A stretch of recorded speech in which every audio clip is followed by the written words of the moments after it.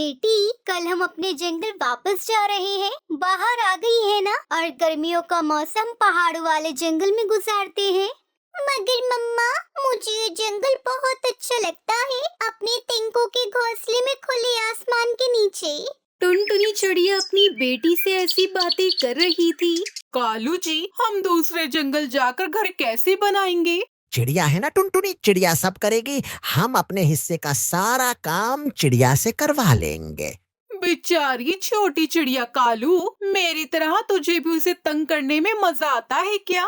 बहुत अच्छा लगता है मुझे जब चिड़िया रोती है और कहती है, कालू कालू भैया तुम बुरे हो, तुम बहुत बुरे हो। सुबह हो जाती है। कालू सुंदरी भी अपना बैग लेकर ऑटो स्टॉप पर पहुंच जाते हैं। टुनटुनी चिड़िया भी अपना कुछ सामान लेकर पहुंच गई थी। कौवे भैया, आपने देर कर दी, ऑटो अभी अभी निकला है। अरे टुनटुनी चिड़िया, इतनी भी क्या जल्दी है? दूसरा ऑटो आने ही वाला होगा। तभी ऑटो आ जाता है और सब पक्षी उस पे बैठ जाते हैं। कबूतर चाचा ऑटो को बहुत तेज चला रहे थे। थोड़ी ही देर बाद टुनटुनी चिड़िया और कौवे अपने पुराने जंगल पहुंच जाते हैं। हाय, मैं मर गई। किराया कालू, किराया लाना तो मैं भूल ही गई। कहा था मैंने तुमसे, कहा था कि पत्तों के नीचे मैंने पैसे रखे हैं, उठा लो। तुम हर बार ऐसा ही करती हो। अच्छा अच्छा ठीक है, आप दोनों परेशान ना हो, मैं आप दोनों को किराया दे देती हूँ। टुनटुनी चिड़िया कबूतर चाचा को पैसे देती है और सब अपना अपना सामान उठाकर उड़ते हैं। बेरी के पेड़ पर बैठे हुए हरिया तोता के पास जाकर वो सब रुक जाते हैं। हरिया भैया, हम वापस आ गए हैं और अब इसी जंगल में अपने नए घर बनाएंगे। हरिया भैया, अगर कोई पुराना घर खाली पड़ा है तो आप बता दें। हाँ है, एक सामने पीपल के पेड़ पर एक घर खाली है, वो पुराना है, थोड़ी मरम्मत के बाद रहने लायक बन जाएगा, बस छत ही टूटी हुई है उस घर की। हम घर की छत बना लेंगे हरिया भैया। वो सब फिर से उड़ते हैं और पीपल के पेड़ पर पहुंच जाते हैं। अरे चिड़िया, ये तो डबल पोर्शन घर है। ऐसा करते हैं, हम मिलकर इस घर की मरम्मत कर लेते हैं और तुम ऊपर वाले हिस्से में रह लेना, मैं और कालू जी नीचे वाले हिस्से में रह लेंगे। टुनटुनी चिड़िया को सुंदरी की बात अच्छी लगती है। टुनटुनी चिड़िया मान जाती है। ठीक है सुनहरी बेटी, आप सामान का ध्यान रखना और हम सब मिलकर घर की छत की मरम्मत कर लेंगे। टुनटुनी चिड़िया, तुम बांस लेकर आओ, मैं और कालू तो थक गए हैं। हम नदी से पानी पीकर तुम्हारे पीछे ही आते हैं। टुनटुनी चिड़िया बांस लेने चली जाती है। कालू और सुंदरी नदी से जाकर पानी पीते हैं। सुंदरी, थोड़ा आराम करते हैं, थोड़ा आराम करने के बाद बाकी का काम करेंगे।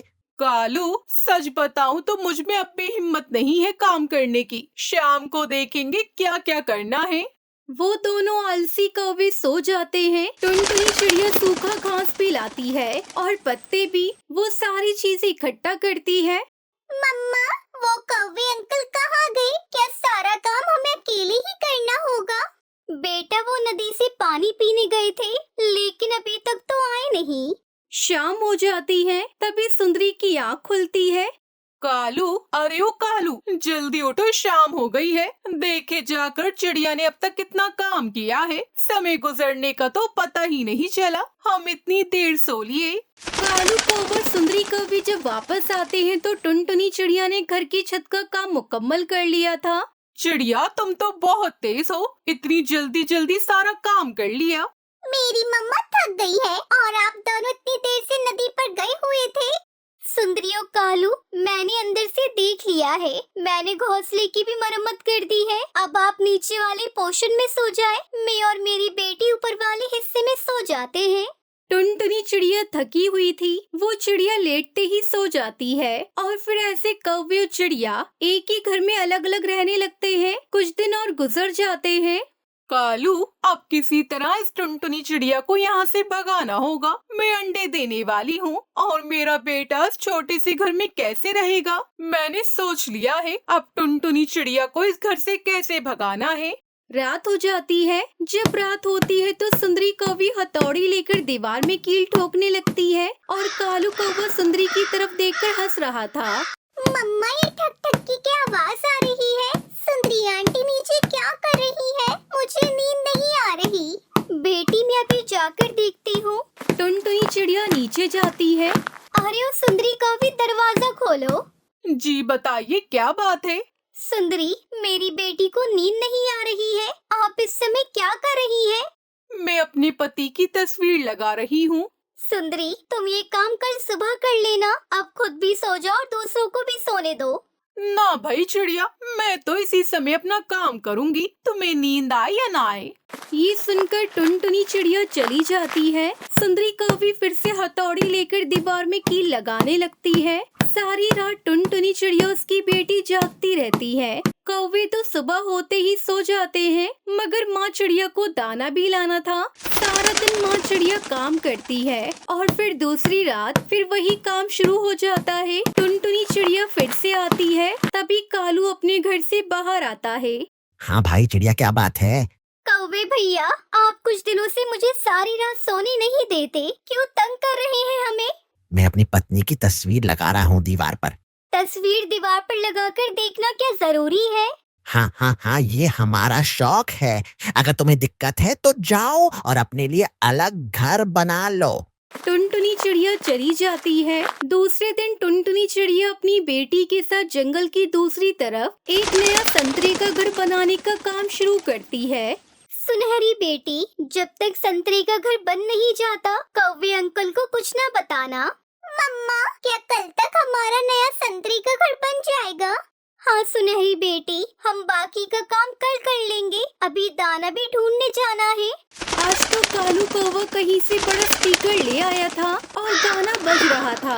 सुंदरी और कालू कानों में हेडफोन लगाए डांस कर रहे थे और ऊपर चिड़िया बेचारी करवट बदल बदल कर रात गुजार रही थी। कालू, अरे ओ कालू, ओ कालू के बच्चे। सुंदरी गाना बंद करती है। मैं कब से तुम्हें बुला रही हूँ। क्या हुआ सुंदरी? क्या चिड़िया कल चली जाएगी? अगर ना गई तो 1-2 दिन और तंग करेंगे। ऐसे ही फिर वो चिड़िया ये घर छोड़कर चली ही जाएगी। टुनटुनी चिड़िया का संतरे का घर बन जाता है और फिर दूसरे दिन टुनटुनी चिड़िया अपना सामान उठाकर चुपचाप अपने नए संतरे के घर में चली जाती है। सुंदरी और कालू चिड़िया को जाता हुआ देखकर बहुत खुश हो रहे थे कि तभी वहाँ शिकारी चील अपने बेटे के साथ बैग उठाकर आ जाता है। कालू कौवे, तुम यहाँ क्या कर रहे हो? चील भाई, ये घर हमारा है, करना क्या है आपको? शर्म करो, यह घर तो मेरा है। अच्छा हुआ जो तुमने छत भी मरम्मत कर दी। भला हो तुम लोगों का, अब भागो यहाँ से। चील घर के अंदर चला जाता है। कौवा और कौवी तो एक दूसरे का मुंह देख रहे थे। अंदर से चील कौवे का सामान उठा कर बाहर फेंक देता है। अरे कालू, बहुत बुरा हुआ हमारे साथ। टुनटुनी चिड़िया तो चली गई अपने नए घर में और हम बेघर हो गए। फिर सुंदरी कौवी अपने सामान पर बैठकर रो रही थी और टुनटुनी चिड़िया अपने संतरे के घर में अपनी बेटी के साथ खुशी खुशी रहती है।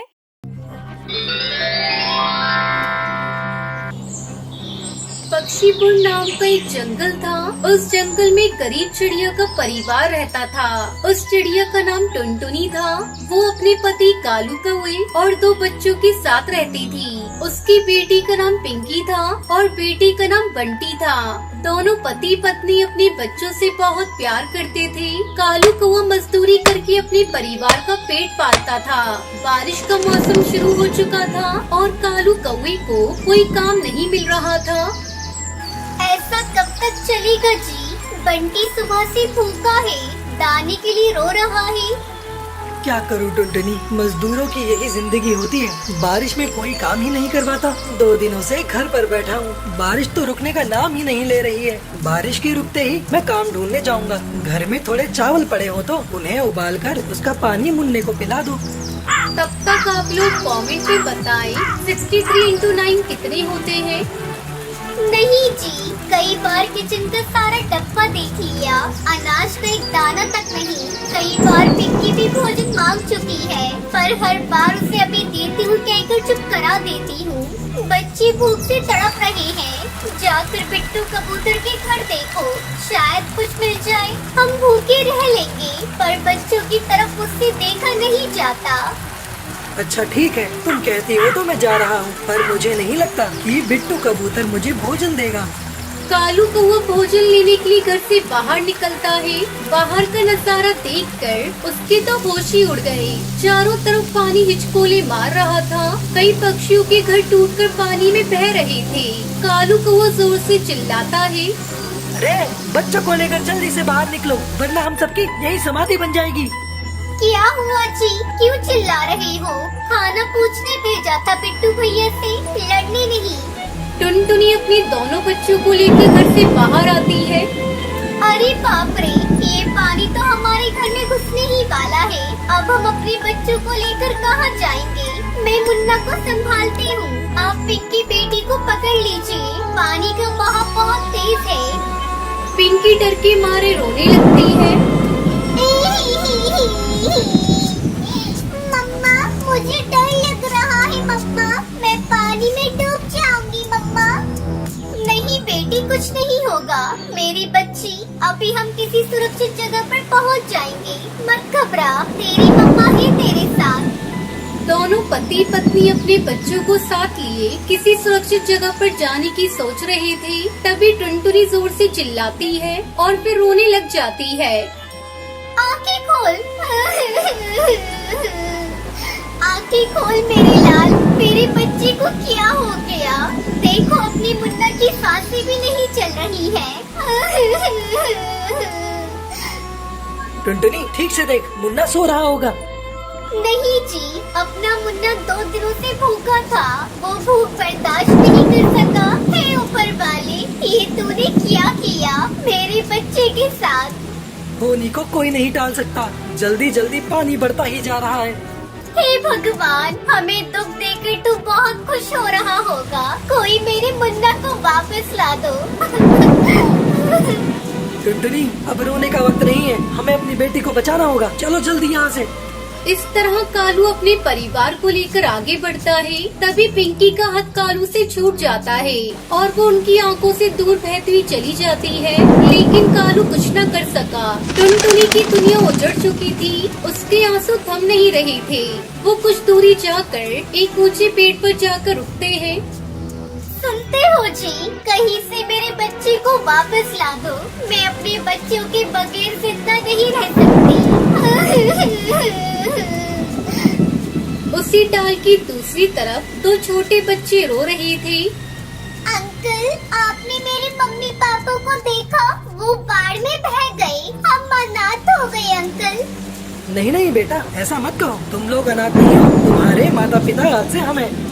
बारिश के रुकने के बाद कालू कौवा दोनों बच्चों को लेकर अपनी पत्नी के साथ अपने घर लौटता है और उन्हीं बच्चों को अपना बच्चा मानकर उनके साथ खुशी खुशी रहने लगता है। इस तरह टुनटुनी चिड़िया को भगवान बच्चों का सुख दे देता है और उन बच्चों को माँ बाप के रूप में टुनटुनी और कालू मिल जाते हैं। रामपुर के जंगल में टुनटुनी चिड़िया अपनी बेटी भूरी चिड़िया के साथ रहती थी। एक दिन टुनटुनी की सास टूनी चिड़िया टुनटुनी चिड़िया से कहती है, हे राम बहू, एक तो तूने बेटी जनी है, ऊपर से इतनी काली है, ना जाने आगे क्या होगा, कौन इससे शादी करेगा? वैसे भी आजकल के चिड़े गोरी चिट्टी चिड़िया चाहते हैं।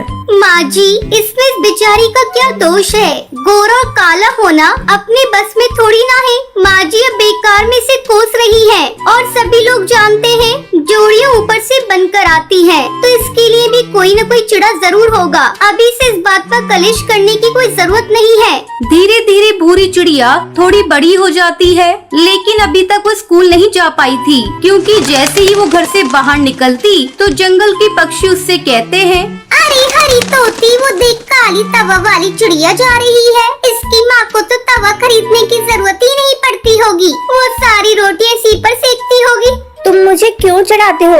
तुम सभी पक्षी बिल्कुल भी अच्छे नहीं हो। इतना कहकर भूरी चिड़िया रोती हुई अपने घर वापस चली जाती है। माँ, मैं घर के बाहर कभी नहीं जाऊंगी, जंगल के सारे पक्षी मुझे चिढ़ाते हैं। बेटा तू चिढ़ती है, तभी तो वो पक्षी तुझे चिढ़ाते हैं। तू ऐसा कर, उनकी बातों पर ध्यान ही मत दे। नहीं माँ, मैं नहीं जाऊंगी। माँ, तुम मुझे जबरदस्ती मत भेजो। अच्छा ठीक है बाबा, तू मत जा बाहर, लेकिन तू अब अपनी आंसू तो पहुँच और ये ले, जा अपने पापा को पानी दे दे, वो बाहर घोंसले में अपने दोस्त के साथ बैठे हैं। भूरी पानी लेकर अपने पापा के पास जाती है। अरे टुन्नू चिड़ा, ये तुम्हारी बच्ची है ना? किस क्लास में पढ़ती है? टुन्नू चिड़ा उसे कोई जवाब नहीं देता। बेटी इधर आओ, तुम किस स्कूल में पढ़ती हो? अंकल जी, मैं किसी स्कूल में पढ़ने नहीं जाती। इतना कहकर भूरी चिड़िया अंदर भाग जाती है। अरे टुन्नू चिड़ा, तुम कैसे बाप हो? तुमने अभी तक अपनी बच्ची को स्कूल नहीं भेजा, वो भी इस जमाने में? क्या करूं दोस्त, तुम तो मेरी बच्ची के रंग रूप को देख ही रहे हो। मुझे इसे स्कूल भेजने में शर्म महसूस होती है। टुन्नू, जब तुम्हारी बेटी बड़ी होकर ये सवाल पूछेगी कि तुमने उसे क्यों नहीं पढ़ाया, तब तुम उसे क्या जवाब दोगे? मेरी मानो तो तुम अपनी बेटी का कल ही एडमिशन किसी सरकारी स्कूल में करवा दो। अपनी दोस्त की सलाह मानकर अगले दिन ही टुन्नू चिड़ा भूरी चिड़िया का एडमिशन एक सरकारी स्कूल में करवा देता है। जब टुनटुनी चिड़िया भूरी चिड़िया को स्कूल जाने के लिए तैयार कर रही थी, तभी भूरी चिड़िया अपनी माँ से कहती है, माँ, मैं स्कूल नहीं जाऊंगी, मुझे सारे पक्षी चिढ़ाएंगे। माँ, मैं नहीं जाऊंगी। बेटा, वहाँ तुझे कोई नहीं चिढ़ाएगा, सारे पक्षी वहाँ मिलकर पढ़ते हैं, तू भी वहाँ मिलकर पढ़ना। मैं नहीं जाऊंगी माँ, नहीं जाऊंगी। अच्छा ठीक है, तू एक दिन जाकर देख ले। किसी तरह टुनटुनी चिड़िया भूरी को समझा बुझाकर स्कूल भेजती है। स्कूल में भूरी चिड़िया अपनी क्लास के बच्चों पर ध्यान नहीं देती और पढ़ना लिखना शुरू कर देती है। धीरे धीरे भूरी चिड़िया का पढ़ाई में ध्यान लग जाता है और भूरी चिड़िया अपनी क्लास की मॉनिटर बन जाती है। इसी तरह कुछ दिन बीत जाते हैं। अब भूरी की उम्र विवाह योग्य हो जाती है। एक दिन टुनटुनी चिड़िया टुन्नू चिड़ा से कहती है, ए जी, अपनी भूरी बड़ी हो गई है, उसके लिए कोई अच्छा चिड़ा देखना शुरू कीजिए। तुम्हें क्या लगता है मैं भूरी के लिए चिड़ा नहीं देख रहा हूँ? लेकिन जहाँ भी जाता हूँ बात उसके काले रंग पर अटक जाती है। लेकिन हम लोगों को कुछ न कुछ तो करना ही होगा। कब तक अपनी बेटी को कुंवारी बिठाए रखेंगे? तुम कहती हो तो मैं कोशिश करके देखता हूँ। वैसे मुझे एक कबूतर के बारे में पता चला है, लेकिन उसकी उम्र थोड़ी ज्यादा है। उम्र थोड़ी ज्यादा है तो क्या हुआ? अगर सब कुछ ठीक ठाक है तो आप रिश्ता पक्का कर दीजिए। अब भूरी चिड़िया की शादी बंटी कबूतर से तय हो जाती है और एक दिन उसके घर पर बारात आ जाती है। दुल्हन बनी भूरी चिड़िया जैसे ही मंडप पर आती है, तभी दूल्हा भूरी का चेहरा देख लेता है और भड़क जाता है। मैं इस चिड़िया से शादी नहीं करूँगा। आपने तो कहा था कि बेटी सांवली है, लेकिन ये तो तवे की तरह काली है। अब तो मैं तभी शादी करूँगा जब आप मुझे 1 लाख रुपए देंगे। टुन्नू चिड़ा जैसे ही 1 लाख रुपए बंटी कबूतर को देने वाला होता है कि तभी भूरी चिड़िया कहती है, रुक जाइए पिताजी, मैं ये शादी नहीं करूंगी। ऐसे कबूतर से शादी करने से अच्छा है कि मैं अपने माँ पिताजी के साथ रहूं। ये कबूतर तो मुझे 1 लाख रुपए में खरीद रहा है। इस तरह भूरी चिड़िया की शादी बंटी कबूतर से नहीं होती और अब भूरी चिड़िया अपना एक स्कूल खोल लेती है। धीरे धीरे पूरे जंगल में भूरी चिड़िया मशहूर हो जाती है और सभी पक्षी उसकी तारीफ करने लगते हैं। अब भूरी चिड़िया की शादी जंगल में रहने वाले सबसे अमीर पक्षी गोलू नाम के चिड़े से हो जाती है और भूरी चिड़िया खुशी खुशी उसके साथ रहने लगती है।